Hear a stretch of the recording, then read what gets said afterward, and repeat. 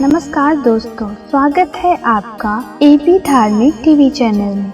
आज हम आपको बताएंगे रावण अंगद संवाद। ये 14 आदतें जीवित को भी बना देती है मृत समान। इस संवाद में अंगद ने रावण को बताया है कि कौन कौन से 14 दुर्गुण या बातें आने पर व्यक्ति जीते जी मृत समान हो जाता है।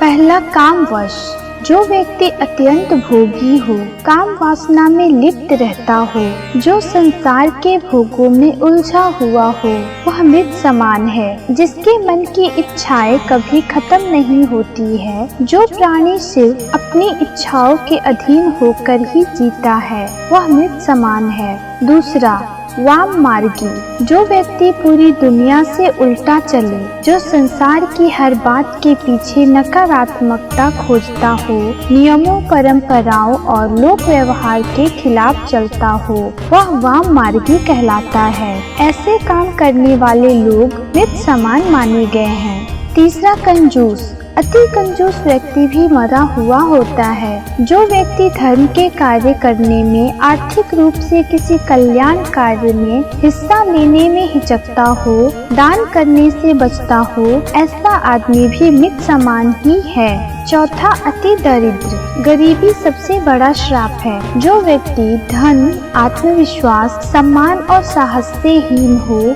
वो भी मृत ही है। अत्यंत दरिद्र भी मरा हुआ है। दरिद्र व्यक्ति को दुत्कारना नहीं चाहिए, क्योंकि वह पहले ही मरा हुआ होता है, बल्कि गरीब लोगों की मदद करनी चाहिए। पांचवा, विमूढ़। अत्यंत मूढ़ यानी मूर्ख व्यक्ति भी मरा हुआ होता है। जिसके पास विवेक बुद्धि नहीं हो, जो खुद निर्णय न ले सके, हर काम को समझने या निर्णय लेने में किसी अन्य पर आश्रित हो, ऐसा व्यक्ति भी जीवित होते हुए मृत के समान ही है। छठा, अजसी। जिस व्यक्ति को संसार में बदनामी मिली हो, वह भी मरा हुआ है। जो घर, परिवार, कुटुंब, समाज, नगर या राष्ट्र किसी भी इकाई में सम्मान नहीं पाता है, वह व्यक्ति मृत समान ही है। सातवां, सदा रोगवश।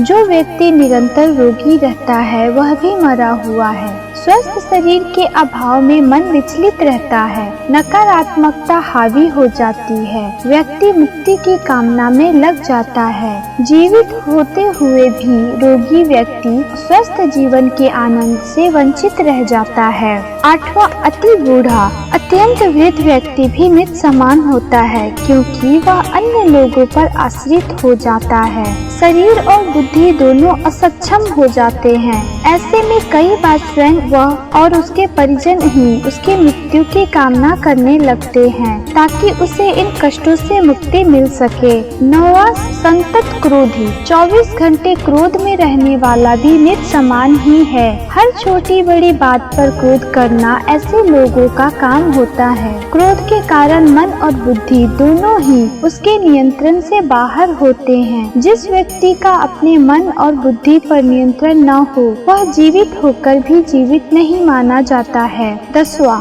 अघखानी। जो व्यक्ति पाप कर्मों से अर्जित धन से अपना और परिवार का पालन पोषण करता है, वह व्यक्ति भी मृत समान ही है। उसके साथ रहने वाले लोग भी उसी के समान हो जाते हैं। हमेशा मेहनत और ईमानदारी से कमाई करके ही धन प्राप्त करना चाहिए। पाप की कमाई पाप में ही जाती है। 11वां, तनु तोषक।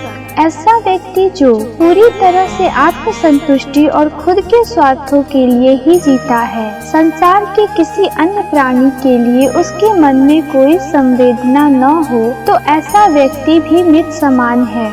जो लोग खाने पीने में, वाहनों में, स्थान के लिए हर बात में सिर्फ यही सोचते हैं कि सारी चीजें पहले हमें ही मिल जाए, बाकी किसी अन्य को मिले या न मिले, वे मृत समान होते हैं। ऐसे लोग समाज और राष्ट्र के लिए अनुपयोगी होते हैं। 12वां है निंदक। अकारण निंदा करने वाला व्यक्ति भी मरा हुआ होता है, जिसे दूसरों में सिर्फ कमियां ही नजर आती है। जो व्यक्ति किसी के अच्छे काम की भी आलोचना करने से नहीं चूकता, ऐसा व्यक्ति जो किसी के पास भी बैठे तो सिर्फ किसी न किसी की बुराई ही करे, वह इंसान मृत समान होता है। 13वां है विष्णु विमुख।